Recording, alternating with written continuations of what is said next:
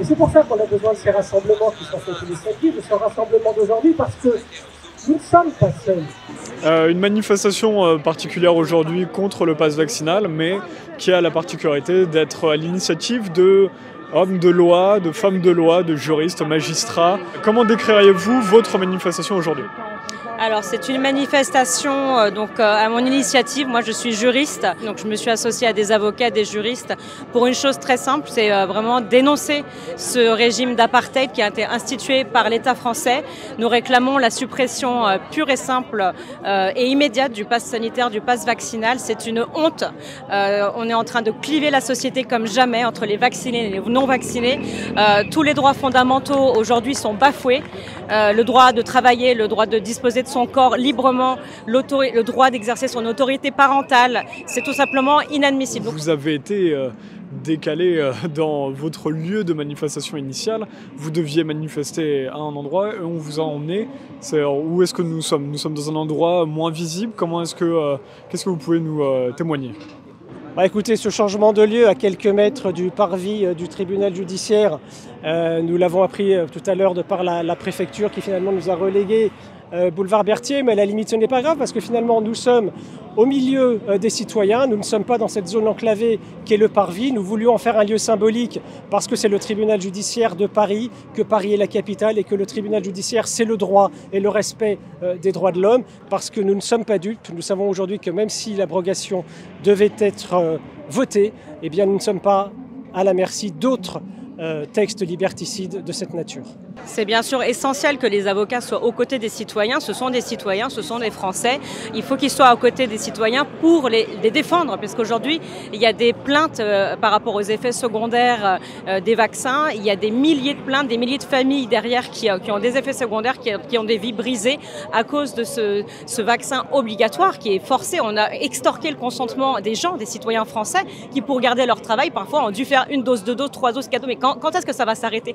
Aujourd'hui, on doit se rassembler, se mobiliser. Vous critiquez aussi les juges du coup qui ont trop peu réintégré, qui ont laissé ces victimes des effets secondaires. Mais que fait la justice en fait ? Que fait le pouvoir judiciaire reste sourd. Aux États-Unis, outre-Manche, dans d'autres pays, il y a des décisions courageuse, et je dirais même normale, d'application du droit. Je suis juriste, je sais très bien qu'on ne fait pas de discrimination en raison de son état de santé. C'est illégal, c'est prévu, c'est interdit par le code pénal. Donc que font les juges ? Il faut appliquer la justice. Moi je suis atterré quand je vois, après le vote du pass vaccinal, certains sénateurs, après les auditions des commissions d'enquête, venir nous dire la bouche enfarinée que s'ils avaient su, ils n'auraient peut-être pas voté le pass vaccinal.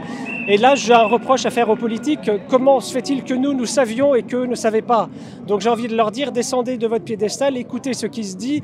Des personnes de bon sens vous l'ont dit, des professeurs de médecine, des juristes, des philosophes ont dit ce qui se passait. Et dire aussi aux politiques de prendre leurs responsabilités, parce que nous sommes à 1 mois d'une élection capitale pour le pays et malheureusement nous avons l'impression qu'aujourd'hui finalement le pass sanitaire, le pass vaccinal, les restrictions de liberté, les atteintes aux droits du travail, les atteintes aux droits de la famille, finalement aujourd'hui on a l'impression que tout le monde s'en fiche. Or c'est quelque chose qui régit la vie de 65 millions de Français. Nous ne pouvons pas rester les bras croisés et les robes dans nos cabinets d'avocats. Et je pense qu'aujourd'hui, les gens ont compris, il n'y a qu'à voir que le 15 février, beaucoup de Français par centaines et par milliers et par millions ont refusé de continuer à se faire injecter des produits dont aujourd'hui on sait qu'ils ne servent finalement à rien sauf à protéger certaines personnes fragiles de certaines formes graves de la maladie, mais sans plus. Donc il faut arrêter effectivement tout ça aujourd'hui.